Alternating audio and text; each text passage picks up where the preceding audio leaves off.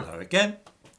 I'm always slightly suspicious of anything which looks like a cult or conspiracy theory, and over the years I'm afraid I have placed the craze for organic food firmly in that category.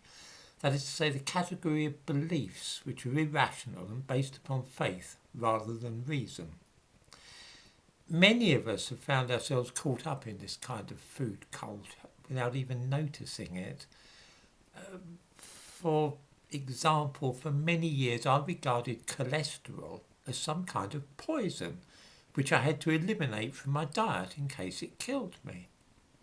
It was only when I took the trouble to look into it that I discovered that cholesterol is actually vital for the functioning of the human body. Without cholesterol, we wouldn't be able to process vitamin D or regulate our hormones.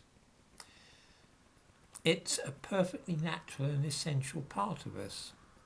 In the same way, monosodium glutamate had always seemed like a scary chemical which I should avoid until I discovered that it is naturally present in tomatoes, mushrooms, cheese, meat and various other foodstuffs. The whole organic food and natural food business is founded upon a bizarre idea which is never explicitly stated and yet runs like a current through not only the subconscious minds of the followers of the movement, but many ordinary people too. It affects a lot of modern life, actually, not just relating to food, but in a general way. It is the idea that natural means good and artificial means bad. When it comes to agriculture, that means that we think that natural fertiliser for the soil is good, whereas some chemical out of a plastic sack is bad. There's a couple of problems with this fundamental notion, of course. After all, E. coli is perfectly natural, and so is uranium. What about arsenic? That's a naturally occurring substance too, but we probably wouldn't want it on our food.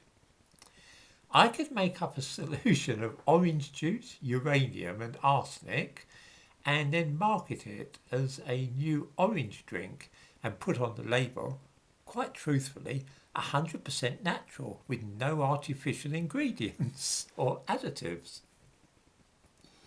This is a difficulty which lies at the heart of much of what we are told about food these days.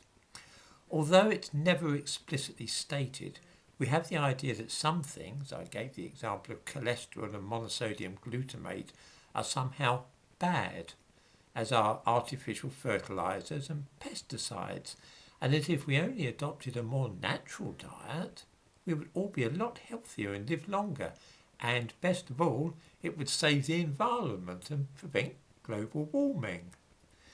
It all ties in with the modern green movement, of course. Unfortunately, this is all nonsense, as a few minutes' thought will be enough to show us. Take organic food, the ultimate in green nutrition. Organic farming is supposed to be better for the environment and kinder to animals, as well as healthier. This is largely because artificial fertilisers are not used and neither are pesticides, but we don't usually think about what this means in practice, perhaps. We use pesticides on crops to kill insects which damage them and also to control fungus growths on them, moulds and so on. If you don't kill those moulds growing on crops, then they will flourish and produce things called mycotoxins. These are poisons which can make people ill and give them cancer if they eat them regularly. This is why everybody other than organic farmers use pesticides, because it makes food safer to eat. This is one thing to bear in mind. Another is the use of what is politely called raw animal manure for fertiliser on crops instead of using commercial products. And it's not just organic farmers, by the way, that use this method. It's quite controversial, but with organic farmers, it's an article of faith.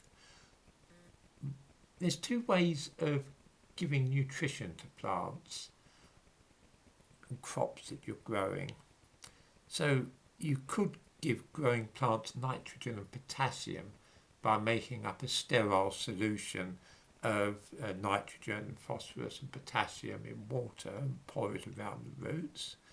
But organic farmers and some others favour a natural way. They spread animal shit over the fields, not to put too fine a point on it. This is done by mixing all the animal shit from your farm with water and turning it into what is known as slurry. Then you spray that mixture of water and shit all over your growing crops. So it gets all over the lettuces and the fruit which is being sprayed, and you can wash it off. But here's the real problem. Animal shit is usually full of germs like E. coli. It's a real source of infection. I'll give a link to a debate on the use of raw animal manure in the description to this video. I thought that a personal anecdote might illustrate the point about natural or organic farming, because some of you have probably never thought really what natural farming would mean if we followed it to its ultimate conclusion. I have had the pleasure of living in a place where completely natural farming was undertaken. I spent time in a village which practiced this form of agriculture. In the autumn of 1978, I found myself in Istanbul and running out of money and no particular place to go. I needed a breathing space to see what I would do next, and I fell in with some communists who were organising a scheme in a little village in a remote area. Istanbul itself wasn't very healthy at that time. There was a low-level civil war being fought. This was shortly before the military coup. There was a lot of shooting, bombs going off. I thought it'd be nice to go somewhere a bit quieter.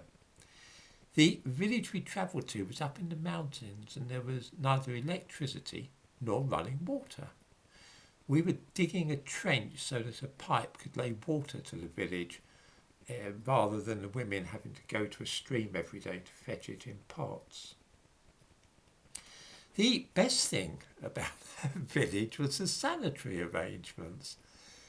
Probably few people that live in countries like England or America have ever thought about how you would manage for sanitary arrangements if you didn't have plentiful running water. In the village in Turkey, a large concrete hut had been built on a natural slope on a hillside. It's a bit like a domestic garage with a large hole in the floor. This led to a big room below with a door on it that could be opened. Everybody just performed their bodily functions through the hole, and then when the room below was full, the contents were dug out and, this is the best bit, were then spread on the fields where the crops were growing. This was the ultimate in organic farming and recycling, with absolutely nothing wasted and none of those yucky chemicals that we worry about these days. I will only mention that I contracted typhoid fever in that village and that my health was wrecked for months. Natural does not equal wholesome and desirable, and it's about time that we dispelled this, one of the great myths of the era.